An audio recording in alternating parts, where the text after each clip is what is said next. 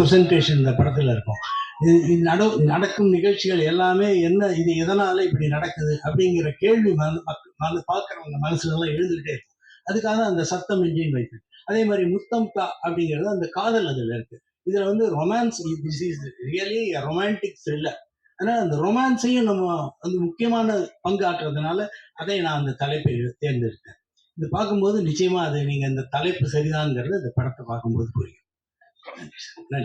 Srikanth sir வந்து பெரிய hero. S. But ஆனா முன்னெல்லாம் பாத்தீங்கன்னா ஆடியன்ஸ் இதுக்கெல்லாம் வந்து ஹீரோயின் தான் வரமாட்டாங்க.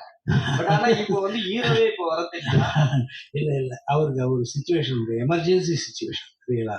ஏன்னா இதுக்கு முன்னாடி நாங்க இதெல்லாம் பண்ணோம், மீடியா இதெல்லாம் பப்ளிசிட்டிலாம் பண்ணோம். அப்போல்லாம் அவர் வந்து எங்களுக்கு கோஆபரேஷன் கொடுத்தார். நிச்சயமா இது வந்து அவரால் அன்அவாய்டபிள் சிச்சுவேஷன். அதனால எல்லாரும் அவருக்கு சார்பாக நான் உங்களை மன்னிப்பு கேட்கிறேன்.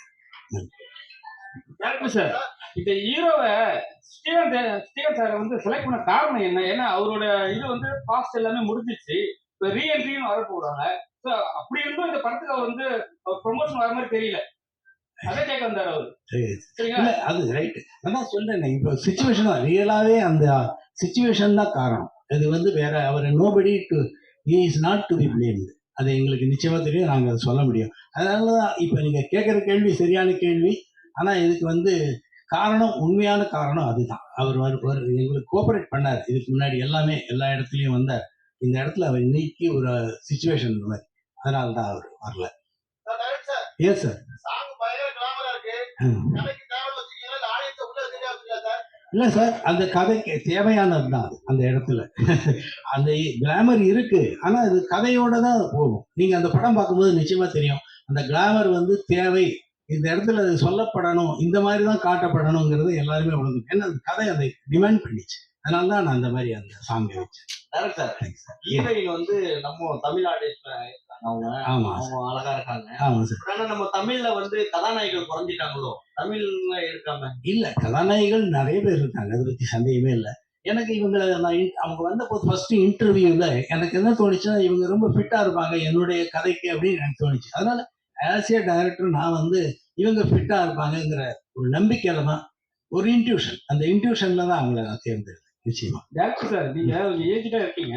ஆமா சார். அப்பா சொல்ல வாழ்த்துக்கள் உங்களுக்கு. தேங்க்யூ. இது மாதிரி படம் எடுக்க என்ன காரணமா சார்? இல்லை, அதாவது பேஷன் தான் சார். சினிமாவுக்கு நம்ம வர்றது காரணமே பேஷன் தான், வேற என்ன. அது வந்து நம்ம சொல்லக்கூடிய கதை எதுவோ, அந்த கதை என்ன கேட்குதோ, அதனுடைய உணர்ச்சி போராட்டம் என்னவோ, அதை தான் நாங்கள் இங்கே திரையில சொல்லணும். அப்படின்னா அது ஒரு ஃபெயிலியர் ஆகிடும். இதுக்கு வந்து ஏஜுங்கிறது வந்து இட் இஸ் நம்பர். இது வந்து இந்த இடத்துல எவ்வளவு ஏஜா இருக்குமோ அது ஏஜ் ஆகணும். பட் இந்த இடம் வந்து இளமையாவே இருக்கணும். அப்பதான் அது வந்து உங்களுக்கு வெற்றியை கொடுக்கும். யாராலையும் அப்படி இருக்க முடியும். பேஷன் உங்களுக்கு இருந்ததுன்னா நிச்சயமா நீங்க எப்பவுமே அதை நோக்கி போக முடியும், வெற்றி அடைய முடியும் அப்படின்னு நான் நம்புறேன்.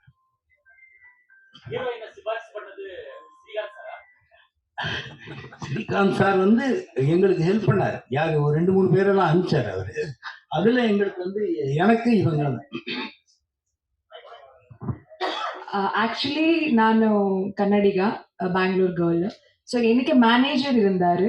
ஸோ அந்த மேனேஜருக்கு அவர் லிங்க் ஆயிட்டு எனக்கு சடன்லி ஃபர்ஸ்ட் கொஸ்டின் கேட்டது, ஒரு 40 days ஸ்ட்ரைட் கால்ஸ் என்ன 1 month 1.5 month நீங்க ஃப்ரீயா இருக்கணும் அப்படியே கேட்டது.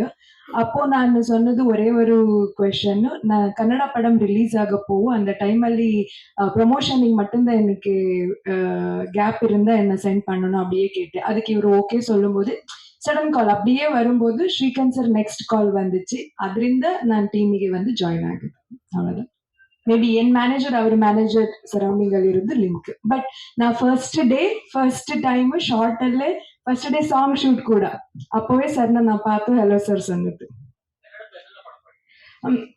கன்னடದಲ್ಲಿ வந்து என் ஃபர்ஸ்ட் படம் வந்து கணப்பா, அதுக்கப்புறம் sugarless, Bhimasena Nalamaharaja, Arjun Gowda, made in China, ಮಲಯಾಳದಲ್ಲಿ Kayamkulam Kochunni, and Bigg Boss ಅಲ್ಲಿ ಸೀಸನ್ 8 ಅಲ್ಲಿ ವೈಲ್ಡ್ ಕಾರ್ಡ್ ಎಂಟ್ರಿ நான் போயிட்டு வந்தேன்.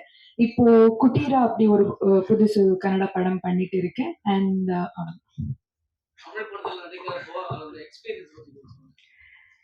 சார் எனக்கு ஆக்சுவலி நான் சினிமா பார்க்கும்போது இப்போ நான் ஆஸ் அ ஆடியன்ஸா நானும் படம் பார்க்கறது லாங்குவேஜ் அப்படி எனக்கு மைண்டில் இல்லையே இல்லை.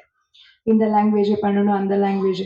பட் படம் பண்ணும்போதும் எனக்கு ஜஸ்ட் லாங்குவேஜ் கம்யூனிகேஷனுக்கு மட்டும்தான். ஸோ நான் என்ன பண்ணேன்னா எவ்ரிடே எல்லாருக்கிட்ட பேசிட்டு பேசிட்டு எனக்கு ரொம்ப இன்ட்ரெஸ்ட் லாங்குவேஜ் கத்துக்கிறது. இப்போ மேம் கூட பேசும்போது நான் அப்சர்வ் பண்ணிட்டே இருந்தேன். நான் இந்த இந்த தமிழ் நான் கேட்டதே இல்லை. ஸோ எவ்வளோ அழகா எனக்கு என்ன ஈவன் என்னை பத்தி இன்ட்ரடியூஸ் பண்ணும்போது என்ன சொன்னாரோ அதை பத்தி நான் போகும்போது கேட்கலாமே அப்படின்னு நினைச்சேன். ஸோ ஸோ நான் ஒன் டே கண்டிப்பா இது என் ஃபர்ஸ்ட் இன்டர்வியூ.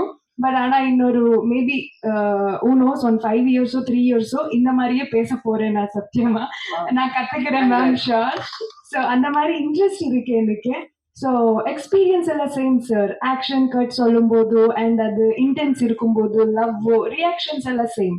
பட் கம்யூனிகேஷனுக்கு மட்டும்தான் தமிழ். ஸோ என்ன பிடிச்ச நான் கத்துக்கிட்டேன். இன்னும் அழகா கத்துக்கணும். அதுக்கெல்லாம் உங்க சப்போர்ட் இருக்கு. அதை பத்தி சொல்லணும்னா ஃபர்ஸ்ட் நான் கேட்டேன் என்ன சார் படம் பேரு. அப்போ ஒரு பெரிய லென்த்தியா சொன்னாரு.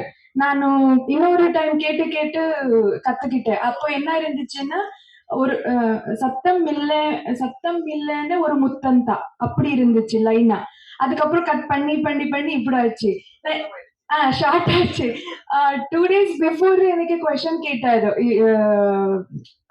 பிரியங்கா இது ரொம்ப சேஞ்ச் ஆயிருக்கு. அப்போ நான் திங்க் பண்ணேன் ஏதோ கான்ட்ரவர்சி மாதிரி இருக்கா என்ன இருக்கே அந்த மாதிரி இல்லை. எனக்கு கேட்டா ஒண்ணுமே இல்லை. ஏன்னா நான் நினைச்சது என்னன்னா இப்போ நாங்க யாருக்காரும் கிஸ் பண்ணும்போது பிளெயின் கிஸ்ஸா இருக்கலாம் இல்ல இப்படி கிஸ் எங்கேயாவது கிஸ் கொடுக்கும்போது ஒரு நாய்ஸ் வரும். ஸோ நாய்ஸ் இல்லாம நாங்க பிளெயின் கிஸ் கூட கொடுக்க முடியாது. ஸோ அப்படியே படத்துல கூட நாய்ஸே இல்லாம அவன் மர்டர் பண்றா லவ் பண்றா எல்லாமே பண்றா. அது கரெக்டாவே ஆப்டா இருக்கேன்னு எனக்கு ஃபீல் ஆச்சு. So I'm fine with that. Sir director sir உங்கள்ட்ட ஒரு கொஸ்டின். இதுல ஒரு கேப்ஷன் போட்டிருக்கீங்களா a women in love a man on fire. அது என்ன சார் மீனிங்? அதாவது இந்த ஹீரோ நான் சொன்ன மாதிரி அது ஒரு கிரே ஷேடு நான் சொன்னேன்ல, ஒரு வயலண்ட் மேனாவே இருப்பாரு. ஆனா அவருக்குள்ள வந்து அந்த லவ் ஒரு சாஃப்ட் கார்னர் இருக்கும். அதுக்குள்ள அந்த இமோஷன் எப்பவுமே அவர் அடக்கியே வச்சிருப்பாரு இமோஷன் எல்லாம். அந்த மாதிரி அவர் மேன் ஆன் ஃபயர்ங்கிறது man on fire means very active very alert. அந்த ஒரு வேகம் உத்வேகம் இதெல்லாம் உள்ளவர் அவர். இந்த அதனால அதுல வந்து அவங்க அந்த violent fire man on fire. அதே மாதிரி இவங்க ஹீரோயின் வந்து உமன் இன் லவ். அவங்க லவ் தான் இவங்க கதையை நடத்துது. அதுதான் முக்கியமான பங்காற்றுது. அதனால தான் நான் அந்த லவ் அதில் அழுத்தமா சொல்லியிருக்கேன். இப்போ 2 பேரும் அது கான்ட்ராஸ்டா இருக்கும். மேன் ஆன் ஃபயர் பட் ஆனா woman in love. That love mellows down his violence. அதுதான் நான் கடைசியில சொல்லியிருக்கேன். அதுதான் என்னதான் ஏஜ் ஆனாலும் இந்த அளவுக்கு திங்க் பண்ணிருக்கீங்க. ஒருவேளை நடிச்சிருந்தா நீங்களே ஹீரோவா இருக்கலாம். இல்ல நான் கதையை தான் லவ் பண்ணேன். இந்த கேரக்டர்ஸ் தான் லவ் பண்ணபடி எனக்கு அந்த மாதிரி எண்ணம்லாம் இல்லை. நிச்சயமா இல்லை சார். நீங்க எழுதுற புக் வந்து அமெரிக்கால அவார்ட்லாம் வாங்கிருக்கீங்களா? அதை பத்தி கொஞ்சம் சொல்ல முடியுமா? அதாவது நான் இந்த இன்டர்நேஷனல் ஃபிலிம் ஃபெஸ்டிவல்ஸ் எல்லாம் நடக்குது இல்லை, அதெல்லாம் பார்த்ததும் எனக்கு ஒரு இன்ஸ்பிரேஷன். சரி நான் முன்னாடி சிறுகதைகள்லாம் தமிழ்லாம் எழுதிட்டேன். தமிழ் தான் என்னுடைய மொழி, ஆங்கிலம் இல்லை. நான் தனியாக ப்ரைவேட்டாக படித்து தான் நிறைய லிட்ரேச்சர் இந்த மாதிரிலாம் படித்து தான் ஆங்கில புலமையை வளர்த்துக்கிட்டேன். அதுக்கப்புறம் எனக்கு வந்து கதை எழுதுகிற இது திறமை இருக்கிறதுனால எந்த மொழியில் வேணாலும் எழுத முடியும் நம்ம. அதுதான் ஒரு கதையை தான் உருவாக்கணுமே வழி. அப்புறம் லாங்குவேஜ் வந்து நமக்கு பேரியராக இருக்காது.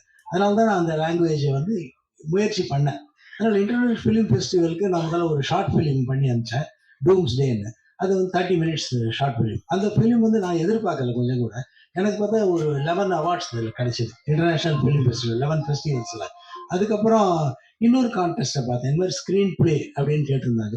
அப்படியே ஃபுல் ஸ்க்ரீன் பிளே.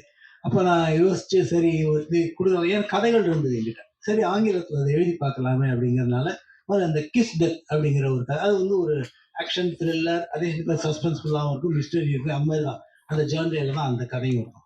அதை வந்து நான் எழுதி ஃபுல் ஸ்க்ரீன் பிளே எழுதி அதோடு சேர்ந்து இந்த a stranger is walking by அப்படிங்கிற அந்த இதையும் சேர்த்து தான் அனுப்பினேன்.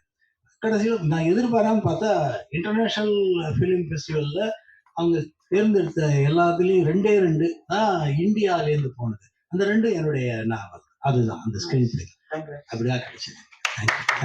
தேங்க்யூ. சத்தமின்றி முத்தம் படக்குழுவில் ஒரு குரூப் போட்டோ எடுத்துக்கலாம். பத்திரிகையாளர் சந்தி